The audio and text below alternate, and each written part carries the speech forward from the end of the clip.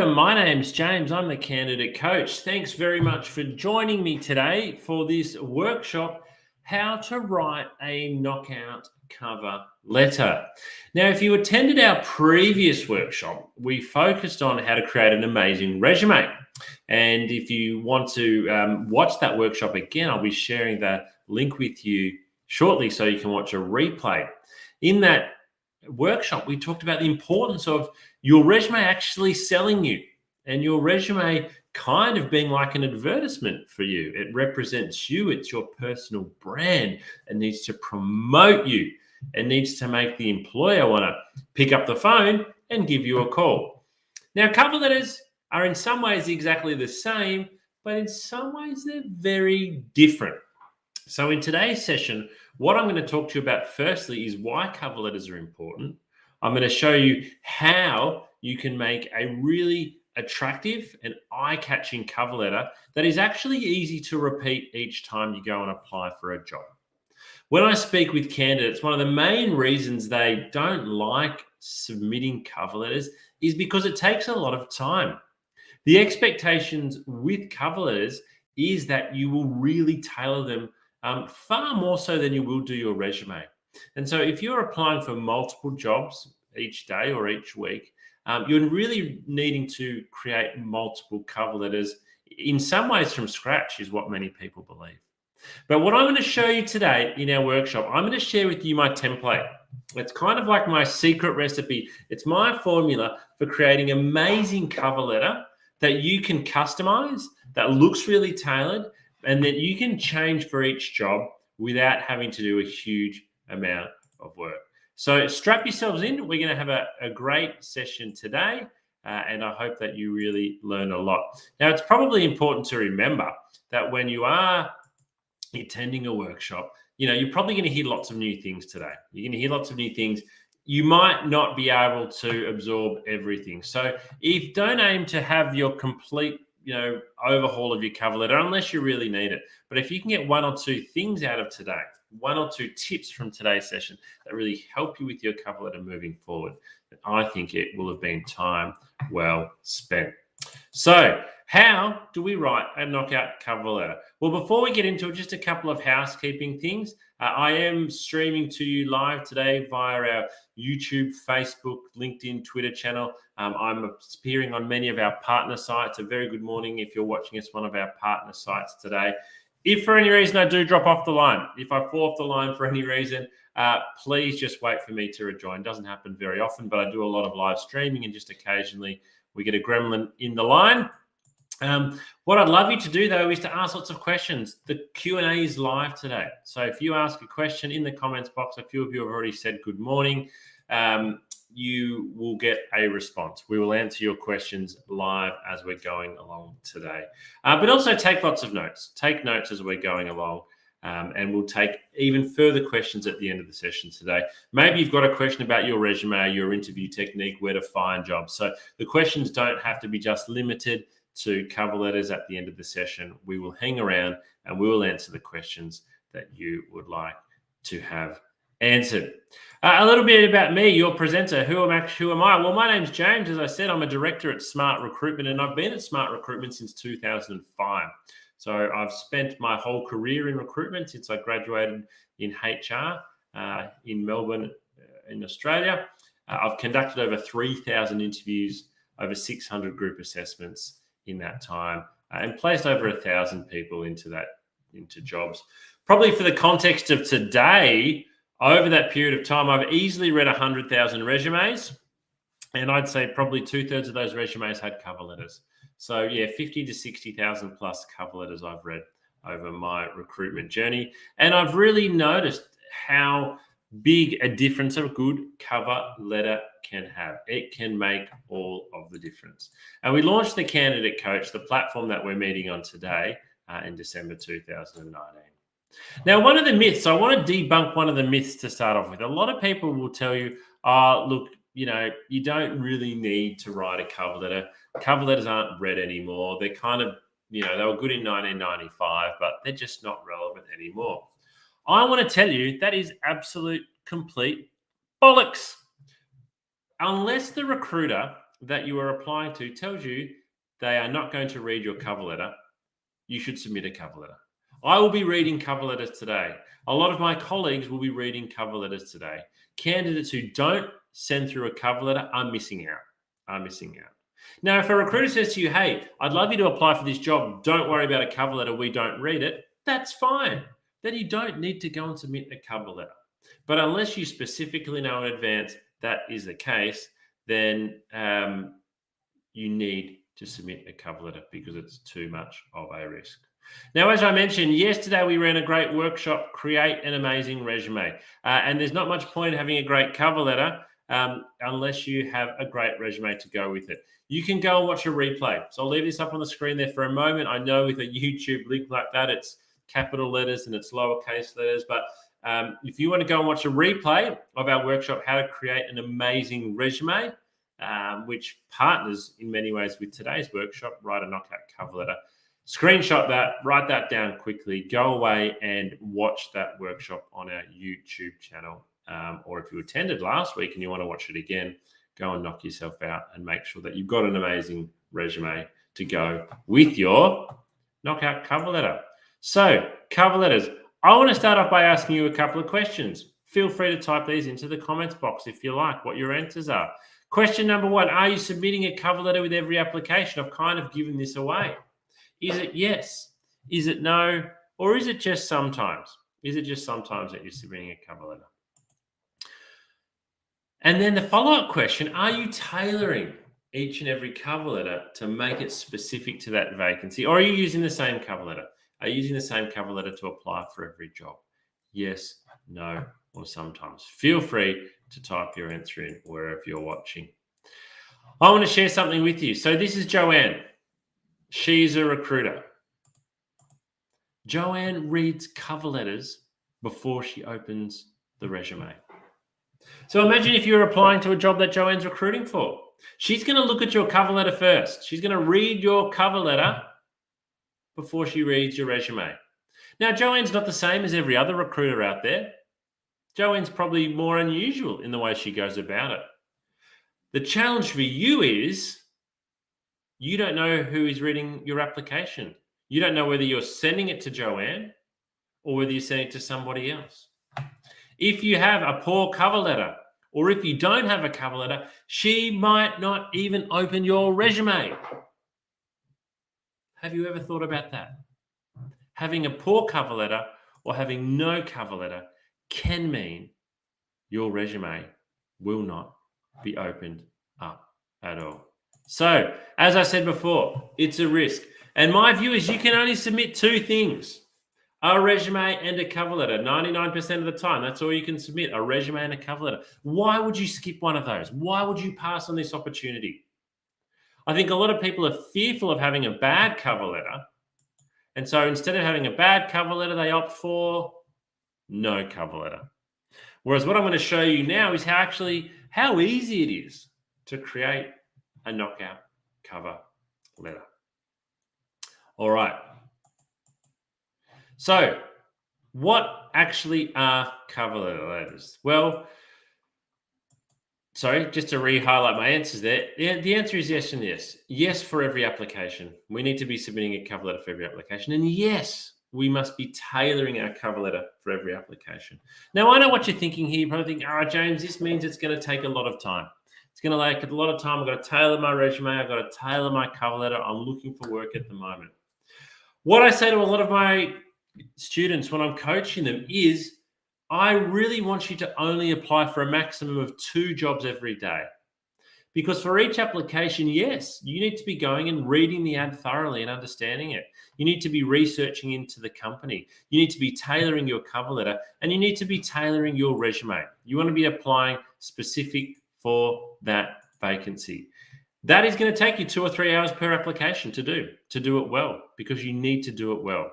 So a maximum of 2 jobs per day, because we need to be putting in effort. Alternatively, you can sit there and we see it on our end. We see people who apply for 50 jobs in 50 minutes. They just click and apply the same resume and cover letter and they send it off to 50 jobs. Now, from a recruiter's point of view, which application do you think is going to stand out the most? The one that you spent 2 or 3 hours on and you've tailored it, you've customized it specific for the job, or the one that just gets sent out to every single job?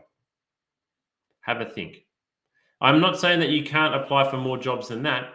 And even if you are only doing 2 a day, if you're applying for jobs 5 days a week, that's still 10 applications a week. If you're looking for a month, that's 40 applications. That's a lot of applications for you to keep track of.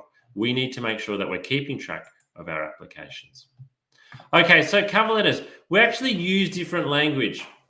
When we think about our resume and our cover letter, they are very different. So first of all, it is a letter. We forget the letter component of a cover letter. And when we write a letter, we normally write it to somebody. Not very often in the year 2022 and beyond do we actually write letters, but we might write emails. Again, if you're writing an email, you're normally writing it to somebody. Even if you're writing it to a company, you still personalize it in many ways. And so we need to remember that. We need to personalize it. We need to research the company and the position. So this is what I mentioned earlier. We need to research the company and the position and include that information in our cover letter. Include that information on that cover letter. Because we want to show in our cover letter that we have spent time, effort, and energy to go and do the research. 1 page long. Your cover letter is only ever 1 page long unless you've been asked to address a selection criteria. That is quite long. So if the advertisement says, please address the following selection criteria and there's 10 dot points, you need to address it, and then it will be more than 1 page long. But unless something like that occurs, your resume is only ever 1 page long. Proofread it. Proofread it multiple times.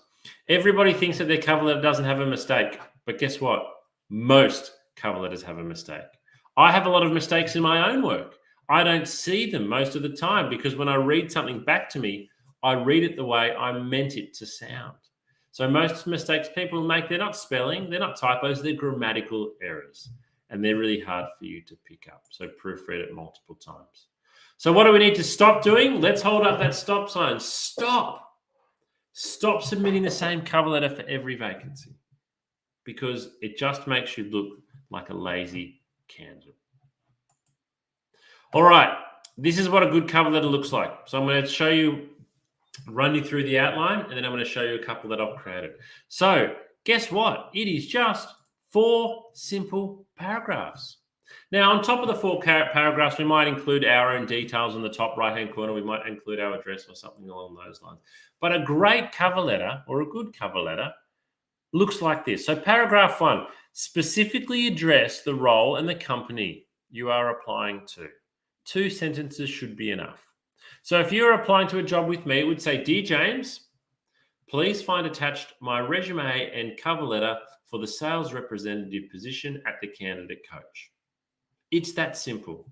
Name, job title, company.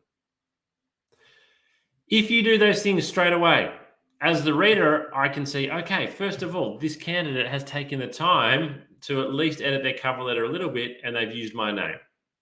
You are probably already going into the top 10% of cover letters by doing this first paragraph.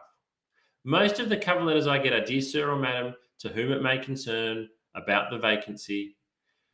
I have my name on every advertisement that I post. Now, I know not everybody does, and if they don't, then you can do to Dear Sir, Dear Sir or Madam, or to whom it may concern.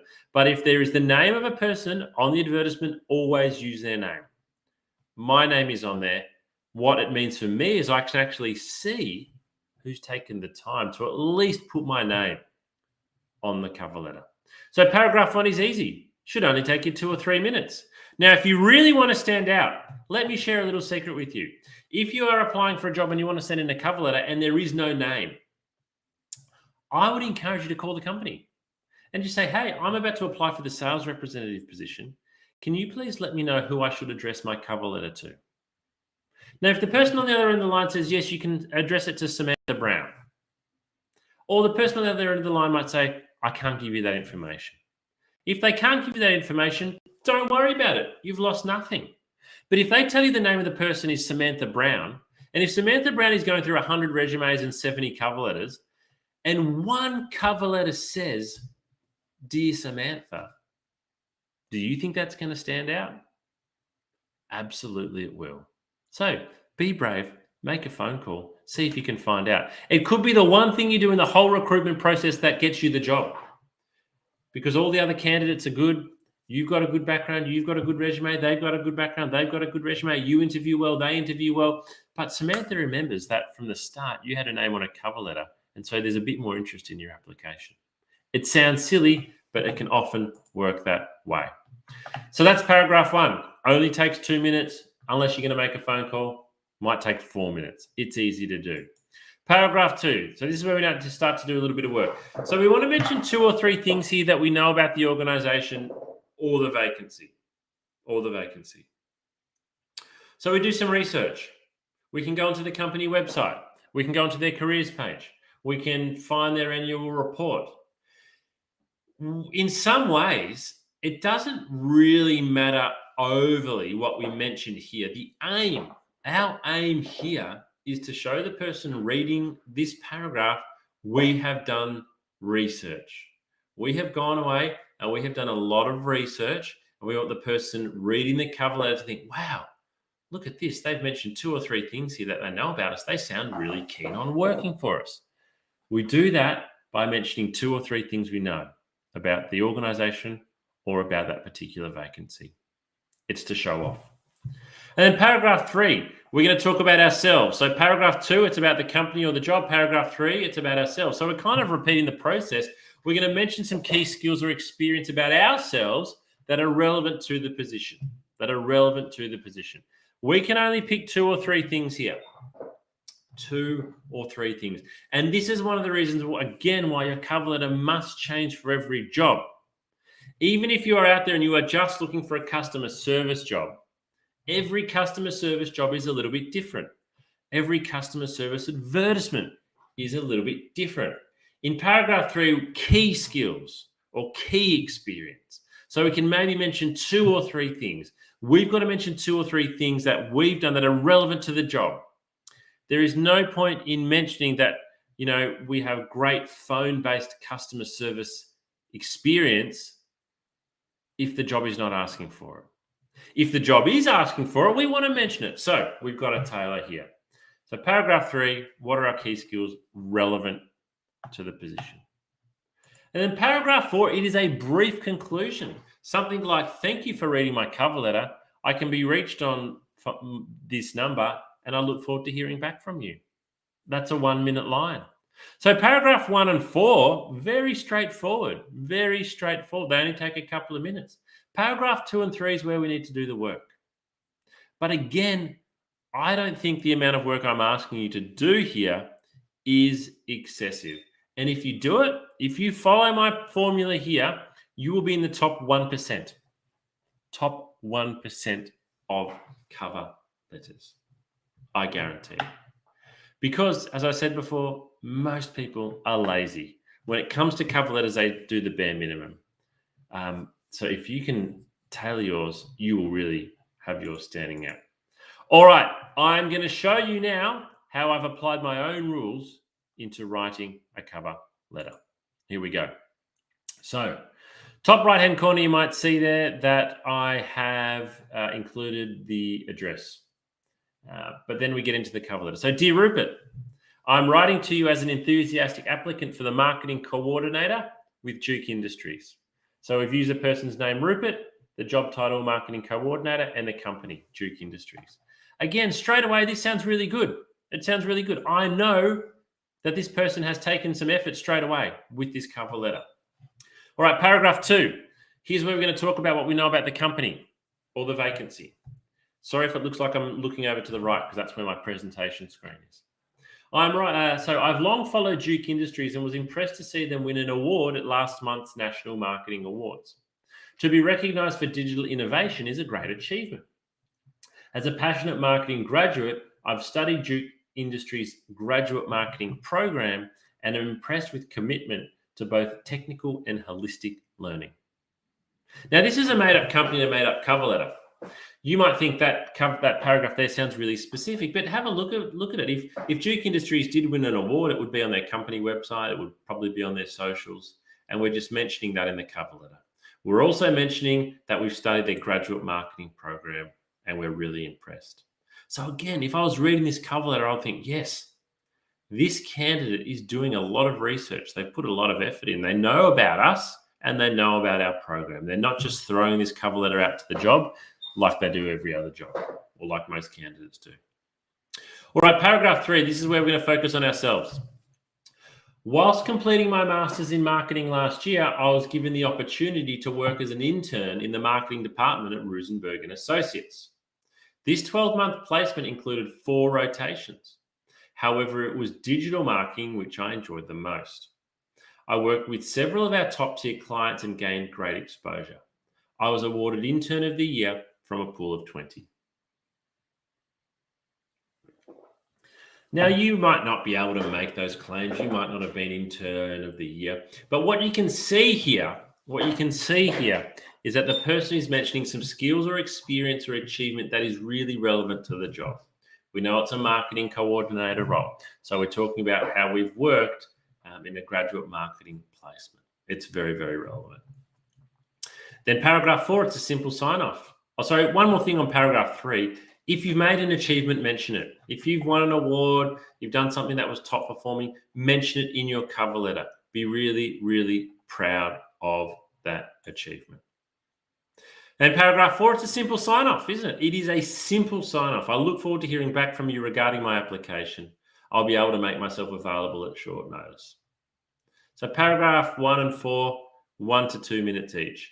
Paragraph 2 and 3, that's where we do the work. But again, once you get used to writing a cover letter like this, I don't think it's going to take you a lot of time. I really don't think it will. Now, I'm going to show you the same cover letter or the same text written in a different layout, a different format. Okay, so let me bring that back up for you now. So here's the same cover letter, but we've got a different layout and design here. Excuse me. Excuse me. Just have a sip of water. If you look from Dear Rupert and below, it's exactly the same. I'm writing to you as an enthusiastic applicant for the marketing coordinator vacancy with Duke Industries. So everything below there is the same, but we've done a couple of different, I guess, graphical design bits here. So we put the name up the top and the title. We've also put contact details. And then down the left-hand side, we've included a headshot and a profile. So there's a bit of extra information here. We've talked a little bit more about ourselves. We're showing a bit more branding, a bit more personal branding as well. Whether or not you use template 1 or template 2, it's really up to you. You've got to do what you feel comfortable with. If you like the one that's on the screen there now with a photo and a bit more design, great, go and use it. If you like the more simple layout, great, go and do that. It's your personal brand. So just a question that's come through, I might answer this one live on air. Paragraph 3 really needs to be specific examples of what we've done, not just general attributes such as highly organized. This is a great question. I would say yes, specific examples are far more powerful. Specific examples on resumes, specific examples on cover letters are far more powerful. You can sit there and say, hey, I'm organized and I'm a good communicator. Great. But guess what? Anybody can say that. It's not quantifiable. If you mention something specific, though, like I have a typing speed of 80 words per minute, that's specific. That is specific. And if you're going for an administration job, it's a really good thing to have. So yes, I would look to make your skills, achievements, or experience as specific as you can get. And again, bearing in mind, it's paragraph 3, it's one paragraph. We can only choose a couple of things, 2, maybe 3 at the most. So we really want to be promoting and selling ourselves there. Thank you for that question. I don't always read them out on air, but that one was really relevant. Okay, now with all of the templates that I've shown you, both of them, you can download these on our candidate coaching platform. If you like, you can go and download this template today. Obviously, you need to rewrite it because you're not me, but you can go and use this template. We've got it available for you to use and we've got some instructions that go with it too. Okay, so you're probably wondering, what's with all the research? I'm asking you to do a lot of research. Well, I want to share with you a quote from a well-known recruiter in Australia who's here in Melbourne, Stefan Wheeler. And this is a LinkedIn post that he did a little while ago. So Stefan wrote, credentials on your resume will get you that first interview, but it's not the key to your next position. Looking at the people we recently hired or who will be joining us shortly, there is one thing that they all have in common. They were uber prepared. They have dug deep into what we do and stand for. They impressed us with their understanding of our business and the problems we are trying to solve. Yet, not all of them were exactly what we were looking for. On the opposite side, I interviewed a candidate the other day who looked great on paper. But when I spoke with her, she had no idea what we were doing and said she'd only research a company once she lands an on-site interview. Well, it's a Zoom interview these days. Though if you haven't spent any time researching our company, you are missing the mark. I understand doing research takes effort and you don't even know if it will pay off. However, that's exactly what other applicants do to get the job. And they're the ones you compete with right from the beginning of the application. So it's the last paragraph. I'm going to read it again because this is key. I understand doing research takes effort and you don't even know if it will pay off. However, that's exactly what other applicants do to get the job. And they're the ones that you compete with right from the beginning of your application. So you might be sitting there and you might think, look, I don't think I need to do the research. Guess what? You're right. You don't need to do the research. But also, guess what? The best candidates are. And you are competing against the best candidates for the job when you submit your application. Alrighty, if you are wanting more cover letter tips, head over to our candidate coaching platform. You can watch a whole video, episode 7, writing a great cover letter. You can hear from myself and the other recruiters you can see on the screen there now with all different backgrounds who will give you their thoughts and advice on how to write a great cover letter. If you're wanting more assistance beyond that, a reminder of all the tools and resources that are available to you on our candidate coaching platform. We have 12, well, it's actually up to 14 video coaching episodes on all different topics. Resumes, cover letters, yes. We've got 2 videos on how to prepare and stand out at interview. We've got videos on salary negotiation, how to prepare for a video interview specifically, how to create an elevator pitch, a whole lot of different coaching videos. We've got templates that you can download. Interview questions. If you're unsure about what you need to practice when you are going to have an interview, come and download our interview questions. We've got online tests. You can take an online test and get a score based on your skill. You can get a checklist downloaded to make sure you are ready. Got a video interview? Download our checklist to make sure you are best prepared for your video interview. We've got articles you can read. We've got specific content and advice for executive job seekers who are going for senior level type roles. We advertise more live upcoming workshops, and we've got mental health resources as well available to you, all for free. So, thank you for attending. We would love for you to provide feedback on today's workshop. So most weeks we run 2 different workshops. We are running 8 workshops every month, and we would love to get some feedback from you on what you thought of today's workshop so that we can continue to improve our workshops into the future. In that survey, it's only 4 or 5 questions. We also ask you, what other topics would you like us to present on? We do LinkedIn. We've got personal branding coming up soon. We have workshops coming up in the next few weeks with regards to interview technique, how to give great interview questions, how to give great answers to interview questions, and many other topics. But we would love to hear from you. What is it at the moment? Where are you struggling with your job search? Where can we provide you with some assistance? We'll finish today with this video. This video is really important. It talks about the mental health challenge that is quite hidden when it comes to looking for work, but that many people might suffer from. So thank you for joining us today. This workshop will conclude at the end of this video. Get out there, rewrite your cover letter. Good luck with your job hunting. Bye-bye for now.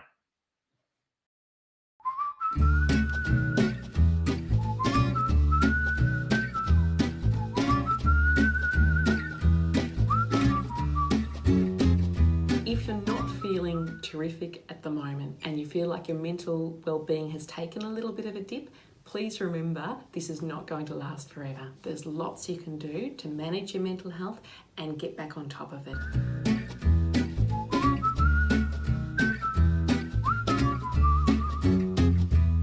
I am Dr. Sarah Barker. I'm a clinical psychologist. I've worked in workplace mental health with Black Dog Institute for the past 7 years.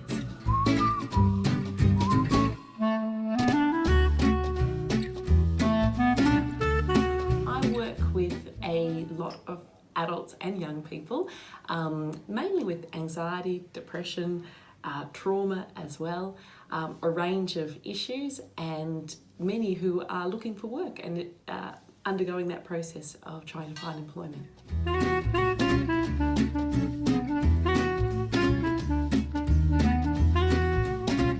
Looking for work causes mental strain because our identity is tied up with our work.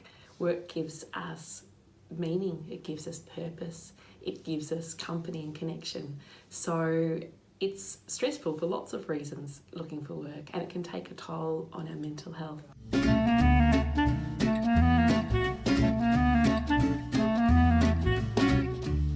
It's really important for us to be aware of the signs that our well-being and our mental health might be dropping. Probably the biggest sign is changes in behaviour. So that might be changes in the way we're thinking or talking to ourselves. We might be saying things like, who would employ me? I'll never get a job. We might be really down on ourselves and really hard and critical on ourselves when normally we're not so hard and critical. We might also, in our relationships, change our behaviour. We might be more snappy or more irritable with people that we love, that normally we might be a little bit irritable sometimes, but not irritable in that way. Losing interest in things that usually sparked us and ignited us and gave us joy.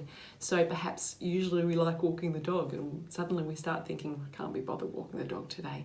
That sort of thing, those changes in behaviour are really significant because they tell us that something's different, and if we're noticing, I suppose, more than one of those and it's affecting the way we feel, and this is over a period of say 2 weeks or longer, then it's a really good idea to have a chat to a GP that you trust, and find out what might be going on, have a discussion and see if there's any physical reasons for that, or if perhaps your mental health and well-being might be able to do with a little bit of extra support, and then the GP can refer you on to see a psychologist, a counsellor, whoever is most appropriate for you.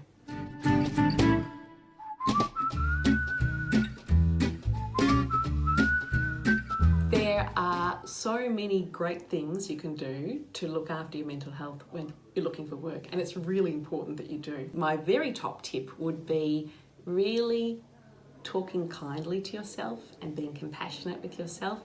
I think when we're looking for work, we can have a lot more questions like, will I ever get a job? Will I ever be employed? It can feel like this could go on forever. So being kind to ourselves and saying things like, it will work out. There will be a day, my efforts will be rewarded. It will just take time. I just need to keep trying. Reminding yourself of your strengths. And that might even be tapping into people you love and asking them what your strengths are, because sometimes it's harder to find them when our mood's a bit low and we're feeling more worried. We can be harder on ourselves. I think that routine is really, really important to our well-being.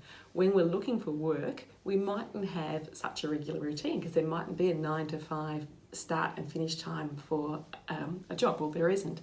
So instead, thinking about looking for work as a job in itself can be helpful. Having a start time and a finish time can be really helpful, and some set tasks that you hope to achieve that day. Purpose is really important too. So purpose might come through routine, but it can also come through other things. Meaning's really important, and our work gives us meaning. So when we're looking for work, meaning mightn't feel like it's there as much.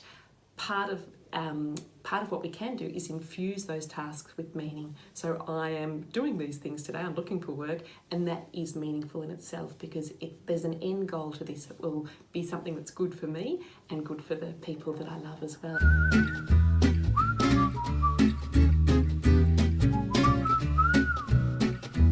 Some excellent resources for looking after well-being when looking for work are the Headgear app. The Headgear app is free, it's evidence-based, it's developed by Black Dog Institute, and it is fun to use.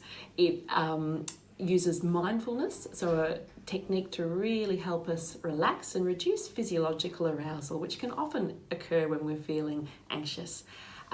It's got a 30-day challenge, which is just short, bite-sized little challenges to extend your well-being and grow your well-being, and that can be really extra important when we're looking for work. There are also some really terrific resources available through the Black Dog Institute. One of them is a beautiful self-care plan that encourages you to think about your top coping tips, the things that personally work best for you, that are positive coping strategies. Another really good resource is through Beyond Blue, and they've got some excellent resources to look after mental health while looking for work, and also when people are recently out of work as well.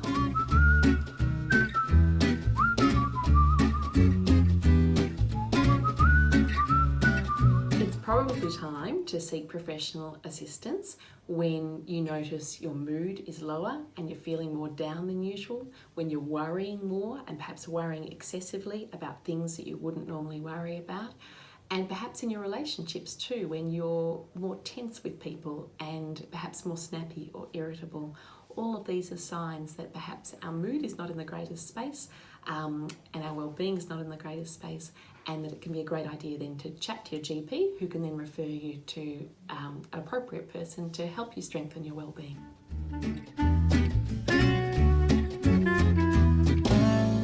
It's very common for people to have a dip, but please know that that's not going to last forever, and that there's lots you can do through looking after yourself, but also through getting access to professional support that can really give you a boost again and get you back feeling good as you're looking for work.